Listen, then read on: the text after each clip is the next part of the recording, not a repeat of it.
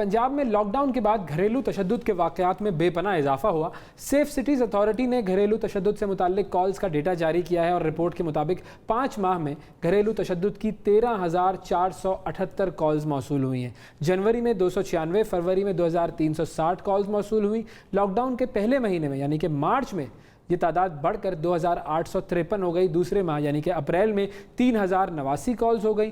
और इस रिपोर्ट में ये कहा गया है कि लॉकडाउन के दौरान मई में घरेलू तशद्दुद की कॉल्स की तादाद 3,090 तक जा पहुंची। लॉकडाउन में बढ़ते हुए घरेलू तशद्दुद की वजह क्या है, इस हवाले से हम बात करेंगे ख़वातीन के लिए काम करने वाली समाजी कारकुन शाज़िया शाहीन से। अस्सलाम वालेकुम शाज़िया। जी अस्सलाम वालेकुम।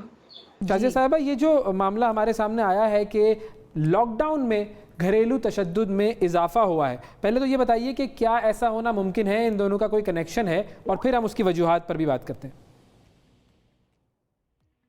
जी मुझे सवाल आपका नहीं आया, आवाज़ नहीं आई, आप दोबारा बताएंगे?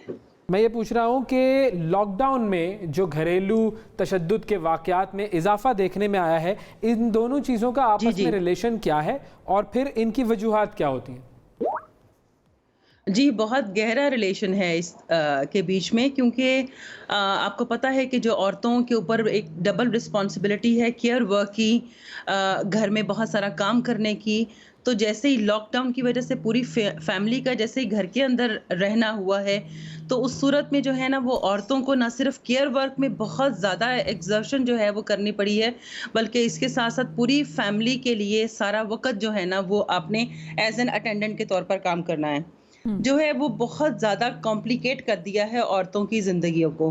कि अगर मैं प्रोफेशनल औरतों की या वर्किंग वुमेन की भी मैं बात करूं, तो they are working online, you know, like 24/7, and in the meantime they are also giving the, you know, a kind of support to their families। अपने बच्चों को पढ़ा रही हैं, घर के काम कर रही हैं। तो चूंकि हमारे मुआशरे में है ही नहीं है कि हमारे यहाँ पर बड़ा ये सोसाइटल टैबू है कि हम औरतों से जो है ना, हम समझते हैं कि घर का काम जो करना है वो औरतों ने करना है, तो और चाहे मर्द घर पे रहे।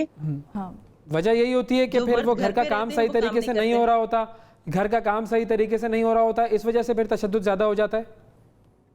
जी बिल्कुल, एक तो तशद्दुद ये है ना कि घर का काम नहीं सही हो रहा होता, दूसरी उसके अंदर उसकी वजह ये है कि लाइवलीहुड जब ख़त्म हुई है ना, तो पॉवर्टी लेवल भी जो है ना बहुत इंक्रीज हुआ है।